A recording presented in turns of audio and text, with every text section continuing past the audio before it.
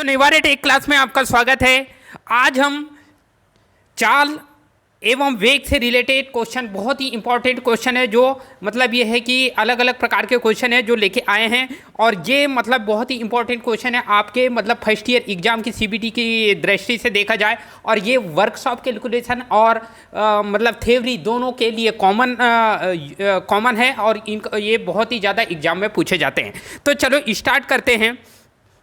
पहला क्वेश्चन है एकांक समय में, ठीक है। एकांक मतलब होता है यूनिटी, बोला जाता है इसको, क्या बोला जाता है? यूनिटी कहा जाता है। यूनिटी मतलब होता है एकांक।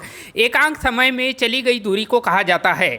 अब चली गई दूरी की बात कर रहा है और समय की बात कर रहा है। समय और दूरी का संबंध किससे होता है, ठीक है। ये चीज़ आपको यदि फार्मूला पता है तो आपको ये क्वेश्चन में कोई दिक्कत नहीं जाएगी, बहुत ही आसानी से आप कर सकते हैं। तो मेन है फार्मूला, ठीक है। समय और दूरी मतलब ये है कि ये जो चाल का फार्मूला है, किसका फार्मूला है? ये चाल बराबर होता है दूरी बटा समय। चाल बराबर क्या होता है बेटा? दूरी बटा समय, ठीक है। और ये दूरी बटा समय से रिलेटेड है, इसलिए इसका जो आंसर होगा वो चाल ही इसका राइट आंसर होगा। आई होप कि आपको ये क्वेश्चन समझ आया। फिर नेक्स्ट क्वेश्चन पे चलते हैं। चाल कौन सी राशि होती है? अब ये राशि से रिलेटेड क्वेश्चन है, ठीक है। ये किससे रिलेटेड है? राशि से रिलेटेड क्वेश्चन है और पूछा है कि चाल कौन सी राशि है, ठीक है। राशि दो प्रकार की होती है, सदिश और अदिश। तो मेन है चाल से रिलेटेड क्वेश्चन है। तो चाल जो होती है वो कौन सी राशि होगी? अदिश होगी या सदिश? तो याद रखना है कि चाल हमेशा याद रखना अदिश राशि होती है। कौन सी राशि होती है? अदिश। अब अदिश राशि क्यों होती है? अदिश मतलब होता है स्केलर। अदिश को इंग्लिश से बोलते हैं स्केलर, ठीक है। इसको क्या बोलेंगे? स्केलर क्वांटिटी, ठीक है। चाल को कौन सी क्वांटिटी कहा जाएगा? Scalar quantity. और ये अदिश राशि है इसलिए क्योंकि इसमें जो चाल जो होती है वो दिशा का प्रभाव नहीं पड़ता। मतलब ये है कि चाल से दिशा का कोई प्रभाव नहीं। आप उत्तर में जा रहे हो, दक्षिण में जा रहे हो, या पूर्व में जा रहे हो, पश्चिम, मतलब किसी भी डायरेक्शन में आप जाओ, ठीक है। लेकिन उससे मतलब ये है कि उसमें दिशा का कोई इफेक्ट नहीं होगा, ठीक है। ये चीज़ हमको याद रखना है क्योंकि चाल हमेशा धनात्मक माना जाता है और मतलब ये है कि उस टाइप के क्वेश्चन को करेंगे हम। तो इसका जो राइट आंसर होगा वो राइट आंसर होगा अदिश राशि होगी चाल, ठीक है। फिर नेक्स्ट क्वेश्चन है चाल को माना जाता है, ठीक है। चाल को कैसा माना जाता है? मतलब ये है कि चाल के बारे में हम जानते हैं कि चाल बराबर क्या होता है? चाल बराबर दूरी बटा समय, ठीक है। चाल बराबर क्या होता है? दूरी बटा समय। क्योंकि दूरी एक अदिश राशि है इसलिए चाल भी अदिश राशि होगी, ठीक है। दूरी के बारे में यदि आपको पता है वो अदिश राशि है और उसको मीटर, सेंटीमीटर, एमएम जिससे भी मेजरमेंट करते हैं, ठीक है। दूरी मतलब डिस्टेंस और समय, ठीक है। दूरी बटा समय, ठीक है। चाल बराबर क्या होता है? दूरी बटा समय। और जो चाल होती है वो कौन सी राशि वो मैंने आपको बता दिया।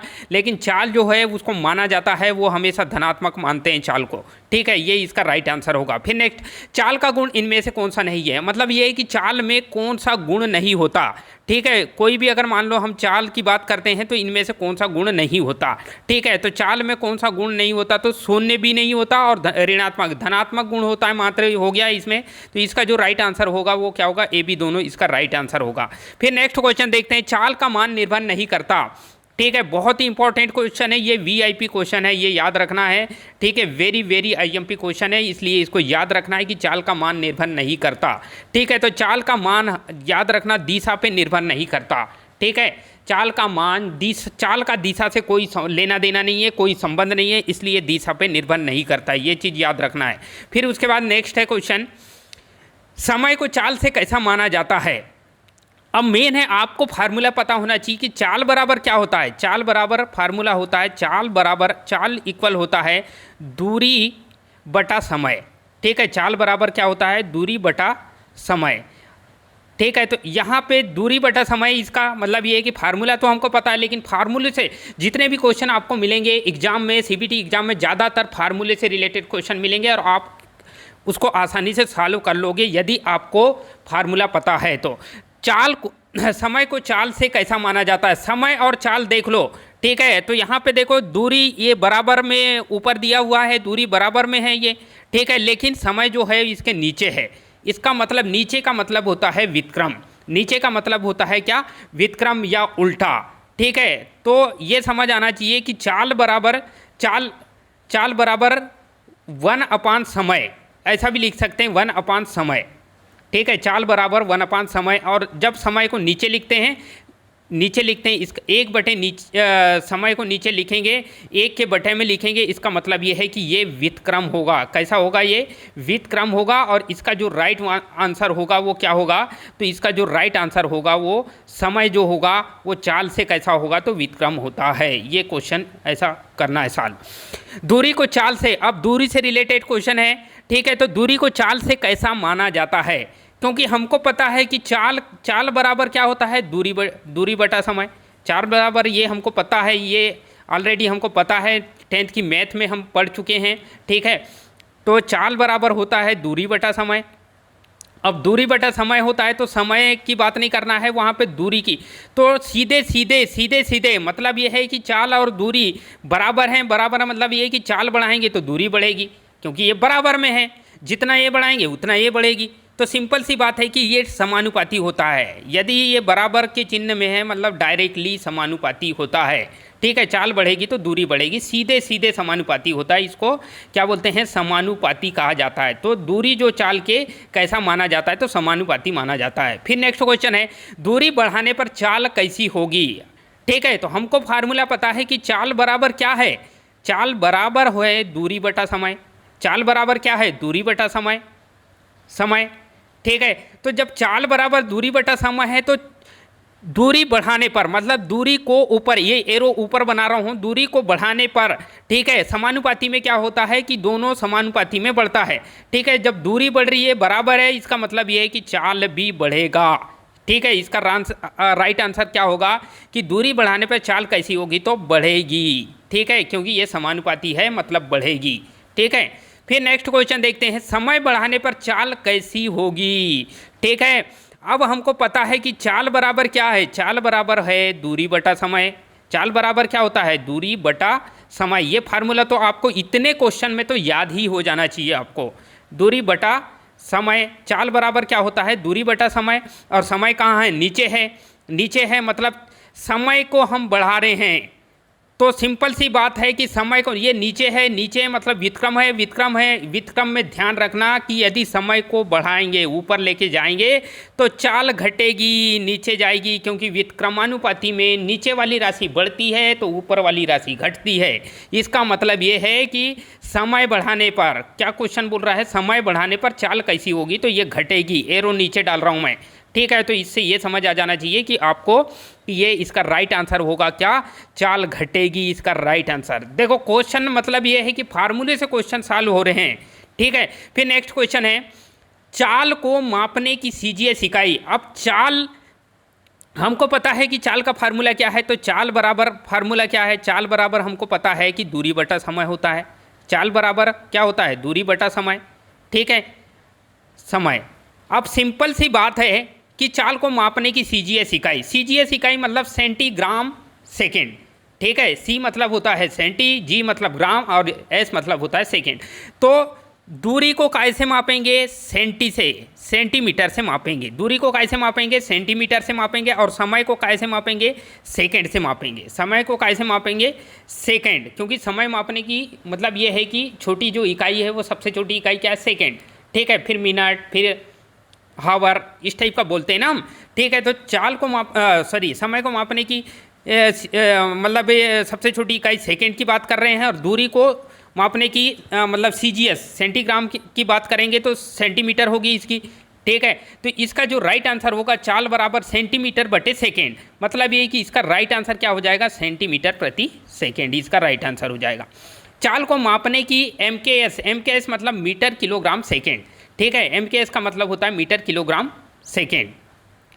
तो फार्मूला क्या होता है? चाल को मापने की एमकेएस इकाई बोल रहा है तो पहले फार्मूला पता होना चाहिए। ठीक है, तो ये फार्मूला है। चाल बराबर क्या होता है? दूरी बटा समय। चाल बराबर क्या हो रहा है? दूरी बटा समय हो रहा है। ठीक है, जब दूरी बटा समय, दूरी को कैसे मापेंगे?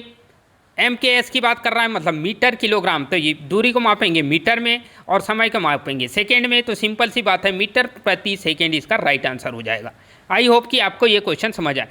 फिर नेक्स्ट क्वेश्चन, किसी भी वस्तु द्वारा एकांक समय में, ये चीज़ बहुत याद रखना है कि किसी भी वस्तु, कोई भी वस्तु हो सकती है और उसके द्वारा एकांक मतलब यूनिटी ठीक है, समय में, ठीक है, निश्चित दिशा की बात कर रहा है, यहाँ पे डायरेक्शन की बात कर रहा है। ये चीज़ बहुत अच्छे से याद रखना कि किसी भी वस्तु, मान लो कोई भी वस्तु, जैसे या कोई साइकिल हो सकती है, कोई गाड़ी हो सकती है, कोई ट्रेन हो सकती है, ठीक है, वस्तु के अंतर्गत आता है।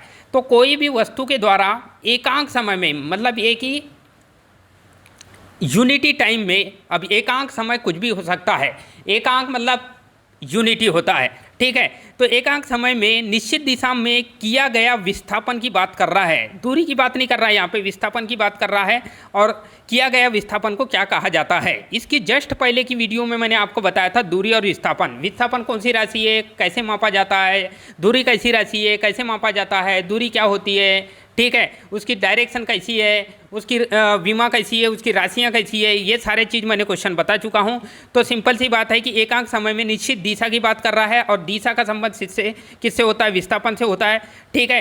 तो मतलब ये है कि निश्चित दिशा में किया गया विस्थापन, मतलब ये है कि एक वस्तु जो है, एक बिंदु यहाँ पे है और ये दूसरे बिंदु पर एकांक समय में, मतलब ये है कि 1 घंटे, कोई भी हो सकता है एकांक समय, 1 हावर भी हो सकता है, 2 हावर, जितने भी, मतलब समय नियत रखा जाएगा यहाँ पे, ठीक है, एकांक समय में, ठीक है। एक स्थान से दूसरे स्थान जब यहाँ पहुँचती है, उसे विस्थापित, पहुँचना मतलब ये एक स्थान से दूसरे स्थान पहुँचना। विस्थापन में क्या होता है, विस्थापन में जो लंबाई है वो क्या होती है, हमको पता होता है विस्थापन, और दूरी में लंबाई पता ही नहीं होती, अनलिमिटेड होती है लंबाई, दूरी में लंबाई पता नहीं होती। लेकिन ध्यान रखना कि विस्थापन में हमेशा लंबाई पता होती है कि कितनी लेंथ है। जैसे मान लो 2 स्टेशन के बीच की दूरी बोलते हैं ना हम, ठीक है, मतलब ये है कि जैसे मान लो एग्जाम्पल, पहला स्टेशन से दूसरे स्टेशन में जब ट्रेन जाएगी तो 1 घंटे या टाइम फिक्स रहता है ना, कि इतने मतलब स्पीड से चलाएंगे तो इतना, ठीक है, उसका टाइम होगा, ठीक है। तो यहाँ पे क्या होगा, दूरी क्या होगी, यहाँ पे पता होगी, मतलब सॉरी, विस्थापन का मान जो है वो पता होता है हमको। तो यहाँ पे विस्थापन को कहा जाता है, तो वेग कहा जाता है, चाल नहीं कहेंगे, वेग कहा जाएगा। एकांक समय में निश्चित दिशा में, कोई भी एक निश्चित दिशा में यदि आप चल रहे हो विस्थापित, तो एक स्थान से दूसरे स्थान या एक बिंदु से दूसरे बिंदु जा रहे हो तो उसे वेग कहा जाएगा। ये इसका राइट आंसर है, वेग।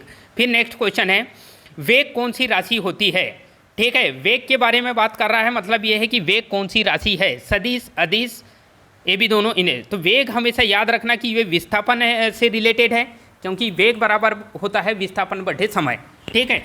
वेग बराबर क्या है, फार्मूला ये बन जाता है कि वेग बराबर होता है विस्थापन बटे समय। क्या होगा, विस्थापन, चाल बराबर दूरी बटे समय, तो वेग बराबर विस्थापन, विस्थापन मतलब डिस्प्लेसमेंट कहते हैं इंग्लिश से, बटे समय, ठीक है, विस्थापन बटे समय होगा, ठीक है।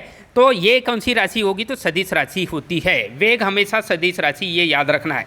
वेग को माना जाता है, देखो सदिश राशि है, ठीक है, ये धनात्मक भी हो सकता है, ऋणात्मक भी होता है, और शून्य भी है, मतलब ये इसका जो राइट आंसर होगा, ये सब इसका राइट आंसर होगा। वेग हमेशा धनात्मक भी, ऋणात्मक भी, शून्य सभी होता है, ठीक है। वेग निर्भर करता है, वेग का मान अब भी मैंने बताया है कि निश्चित दिशा की बात कर रहा है, ठीक है, तो वेग दिशा पे निर्भर करता है, लेकिन चाल का मान दिशा पे निर्भर नहीं करता, वेग का मान दिशा पे निर्भर करता है, ठीक है, ये चीज़ याद रखना है हमको। फिर उसके बाद वेग को समय के कैसे माना जाता है, ठीक है, तो फार्मूला हमको पता है कि वेग बराबर क्या होता है, वेग मतलब, वेग बराबर क्या होता है, वेग मतलब होता है वेलोसिटी, वेग का मतलब होता है वेलोसिटी, और वेग बराबर क्या होता है, विस्थापन बटे समय। वेग बराबर क्या होता है, विस्थापन, ठीक है, विस्थापन बटे समय होता है। चाल बराबर दूरी बटे समय, लेकिन वेग बराबर विस्थापन बटे समय, ठीक है।